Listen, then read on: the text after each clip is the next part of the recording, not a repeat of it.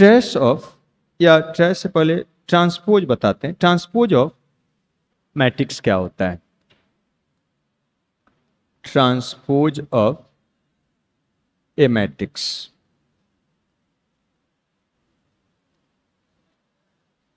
Matrix A अगर कोई matrix है, मान लीजिए ऐसा है, देखिए समथिंग ए बी सी है और एक्स वाई जेड है, ऐसा है। ए क्या है? तो इसमें 3 रो है, 3 क्या है? रो है, और क्या है? 2 कॉलम है। ये मैट्रिक्स है। इसका ट्रांसपोज को, रो को करस्पॉन्डिंग कॉलम्स, रो और कॉलम को हम लोग क्या करते हैं? इंटरचेंज करके जो नया मैट्रिक्स बनाते हैं उसी को हम लोग क्या बोलते हैं? ट्रांसपोज। तो देयरफॉर इसका ट्रांसपोज अगर करिएगा देयरफॉर, तो उसको 3 तरीका से रिप्रेजेंट करते हैं। ए सुपरस्क्रिप्ट टी लिख दीजिए, या आप ए ऐसे सुपरस्क्रिप्ट टी छोटा में लिख दीजिए, या आप ऐसे लिख दीजिए ए डैश। तीनों में से कोई भी तरीका से लिखा जाए, एक क्या है? ट्रांसपोज ऑफ क्या है? ट्रांसपोज ऑफ ए है। ट्रांसपोज ऑफ ए को रिप्रेजेंट करने का तरीका है। और करते कैसे हैं, निकालते कैसे हैं ट्रांसपोज? पहला रो को पहला कॉलम बना दीजिए, दूसरा रो को दूसरा कॉलम बना दीजिए पी ऑफ वाई, तीसरा रो को तीसरा कॉलम बना दीजिए सी ऑफ क्या? जेड। मीन्स ए मैट्रिक्स अगर 3/2 ऑर्डर का होगा तो उसका ट्रांसपोज क्या होगा? 2/3। मतलब रो नंबर और column total number of column क्या होता है? इंटरचेंज कर जाता है। ये ध्यान रखिए। तो अगर मैट्रिक्स एक तरह से क्या हो गया, एक तरह से आप ऐसे ध्यान रखिए कि अगर मैट्रिक्स है वो m/n ऑर्डर का मैट्रिक्स होगा तो उसका ट्रांसपोज क्या हो जाएगा? उसका ट्रांसपोज n/ क्या? m ऑर्डर का हो जाएगा। ये ध्यान रखना है।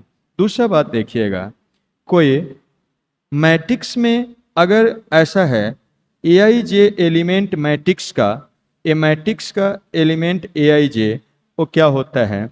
इक्वल होता है ji एलिमेंट ऑफ क्या? ट्रांसपोज के। ट्रांसपोज का aji एलिमेंट मीन्स इसका अगर इंटरचेंज करिएगा तो उसके बराबर हो जाएगा। आप जैसे देख सकते हैं यहाँ पर, आप देखिए इसका, जैसे देखिएगा ये वाला कौन सा एलिमेंट है? ये कौन सा मैट्रिक्स का एलिमेंट है? तो दूसरा रो और दूसरा, अच्छा इसको दोनों बराबर हो जा रहा है, इसको चेंज करते हैं, कुछ और लेते हैं, मान लेते हैं ए वाला लेते हैं, ए वाला लेते हैं। तो ये इस मैट्रिक्स का क्या है? तीसरा रो और दूसरा कॉलम का एलिमेंट है, ठीक है, जेड है। वही यहां जेड आइए, ये किसका है? तो देखिएगा दूसरा रो और क्या? तीसरा कॉलम। तो यही तो बताए हैं आपको कि किसी मैट्रिक्स में अगर aij एलिमेंट है तो उसके ट्रांसपोज में क्या होगा? ji एलिमेंट होगा। तो देखिए ये 2 3 एलिमेंट है जेड, तो वही मैट्रिक्स में क्या है? तो 3 2 एलिमेंट है मैट्रिक्स में, तो ये उसके ट्रांसपोज में क्या है? 2 3 एलिमेंट है। ऐसा होता है। तो ये ट्रांसपोज का मतलब होता है। डिटर्मिनेंट में भी आप सीखे हैं, और रोज को करस्पॉन्डिंग कॉलम्स में चेंज कर देते हैं। इसका कुछ प्रॉपर्टीज होता है, उसको देखिए समझिए। प्रॉपर्टीज,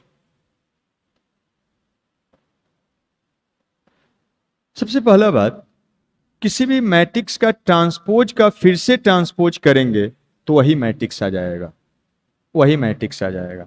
किसी भी मैट्रिक्स में कुछ मल्टीप्लाई करके ट्रांसपोज करिए या ट्रांसपोज करके मल्टीप्लाई करिए, वैल्यू 1 होगा। मतलब कि ए को सिंपली आप बाहर कर सकते हैं इनटू ए का ट्रांसपोज। ट्रांसपोज करके मल्टीप्लाई करिए या मल्टीप्लाई करके ट्रांसपोज करिए, एक ही बात होता है। दूसरा, कोई मैट्रिक्स पर कुछ पावर करके उसका ट्रांसपोज करिए या ट्रांसपोज करके पावर करिएगा, दोनों का वैल्यू क्या? सेम होता है। ऐसा है। नेक्स्ट है, देखिए कोई भी अगर मैट्रिक्स है उसका सम का ट्रांसपोज, सम करके ट्रांसपोज करिए या ट्रांसपोज करके सम करिए, अलग अलग का ट्रांसपोज करके सम करिए, दोनों का वैल्यू क्या होगा, इक्वल होगा। या सेम प्रॉपर्टी सब्सट्रैक्शन के लिए होता है, सब्सट्रैक्शन करके आप ट्रांसपोज करिए या ट्रांसपोज करके सब्सट्रैक्शन करिए, एक ही बात होता है। तो मीन्स एक साथ का सम का ट्रांसपोज है तो अलग अलग का ट्रांसपोज कर सकते हैं। इन जनरल इसी को आप ऐसे लिख सकते हैं, इन जनरल आप ऐसे लिख सकते हैं। अगर मान लीजिए A1 plus A2 plus A3 plus so on n का अगर ट्रांसपोज करना है तो क्या होता है, ए वाला अलग अलग का ट्रांसपोज कर सकते हैं। A1 का ट्रांसपोज, A2 का ट्रांसपोज, A3 का ट्रांसपोज एंड सो ऑन क्या, n का ट्रांसपोज। तो अगर बहुत सा मैट्रिक्स का सम का होल का ट्रांसपोज है तो अलग अलग का ट्रांसपोज कर सकते हैं। नेक्स्ट प्रॉपर्टी देखिए, ऐसा है, इसको रिवर्सल लॉ भी बोलते हैं। रिवर्सल लॉ इंपॉर्टेंट है, ये ध्यान रखिएगा। आगे आप एडजॉइंट पढ़ेंगे, इन्वर्स पढ़ेंगे, वहाँ भी ये इन्वर्सल लॉ अप्लाई होता है। क्या कहता है लॉ, अगर दो मैट्रिक्स का प्रोडक्ट का ट्रांसपोज है तो अलग अलग का ट्रांसपोज करिएगा तो ऑर्डर रिवर्स हो जाता है, इसलिए बोलते हैं रिवर्सल लॉ। मतलब ए बी का ट्रांसपोज इनटू क्या, ए का ट्रांसपोज। सेम टाइप से अगर मान लीजिए ए बी सी तीन मैट्रिक्स का ट्रांसपोज है तो अलग अलग का ट्रांसपोज करेंगे तो रिवर्स ऑर्डर में हो जाएगा। सी का ट्रांसपोज, बी का ट्रांसपोज और क्या, ए का ट्रांसपोज हो जाएगा। उसी टाइप से इन जनरल अगर मान लीजिए A1 into A2 into A3 into so on n minus of 1 into n matrix का प्रोडक्ट है इन जनरल और इसका क्या है, ट्रांसपोज है, तो क्या होता है, अलग अलग का ट्रांसपोज करेंगे तो रिवर्स ऑर्डर में हो जाएगा। मतलब n का ट्रांसपोज एंड फिर क्या, n माइनस 1 का ट्रांसपोज एंड सो ऑन आप लिख सकते हैं A2 का ट्रांसपोज और क्या, A1 का ट्रांसपोज। तो प्रोडक्ट रहता है तो अलग अलग का ट्रांसपोज करते हैं तो रिवर्स ऑर्डर में हो जाता है, इसको ध्यान रखना है। दूसरा बात ध्यान दीजिए, किसी भी मैट्रिक्स, एक जस्ट सिंपली एग्जांपल लेते हैं, पहले ABCD एक कोई मैट्रिक्स लेते हैं, 2 ऑर्डर का है। अगर हम इसका ट्रांसपोज करेंगे तो क्या होगा, अब पहला रो पहला कॉलम हो जाएगा, दूसरा रो दूसरा कॉलम हो जाएगा। तो कुछ ऑब्जर्व करिए क्या बन रहा है, यहाँ पर डायगोनल क्या है, AD है, यहाँ भी डायगोनल क्या, AD है। मतलब किसी भी स्क्वायर मैट्रिक्स का अगर हम लोग ट्रांसपोज करते हैं तो डायगोनल क्या होता है, अनचेंज रहता है। किसी भी स्क्वायर मैट्रिक्स का डायगोनल क्या होता है, अनचेंज रहता है। इसलिए यहाँ से कुछ प्रॉपर्टीज निकल के आएगा, इसी को याद रखना है।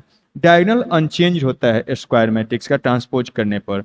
इसी से अगर हम आइडेंटिटी मैट्रिक्स का ट्रांसपोज करेंगे तो क्या वही मैट्रिक्स होगा, क्योंकि उसमें खाली 1 1 होता है, बाकी सब क्या होता है, 0, इसलिए आइडेंटिटी होगा। उस टाइप से कोई भी हम अगर स्केलर मैट्रिक्स का या जनरल लिख देते हैं, किसी भी अगर डायगोनल मैट्रिक्स लेते हैं, diagonal matrix A1 A2 and so on n, और इसका जब हम ट्रांसपोज करेंगे तो वही सेम डायगोनल मैट्रिक्स होगा, क्योंकि डायगोनल एलिमेंट चेंज ही नहीं होता है, अब बाकी सब तो 0 होता है किसी भी स्क्वायर मैट्रिक्स का। इसलिए हम लोग ऐसे कर सकते हैं, तो सिंपली डायगोनल ऑफ क्या, A1 A2 और सो ऑन क्या, an हो जाएगा, ऐसा हो जाएगा। और एक बात है, देखिए कोई अगर मैट्रिक्स, दो मैट्रिक्स इक्वल होता है, दो मैट्रिक्स इक्वल है तो उसका ट्रांसपोज भी क्या होगा, इक्वल होगा। देन उसका ट्रांसपोज भी क्या होगा, इक्वल होगा।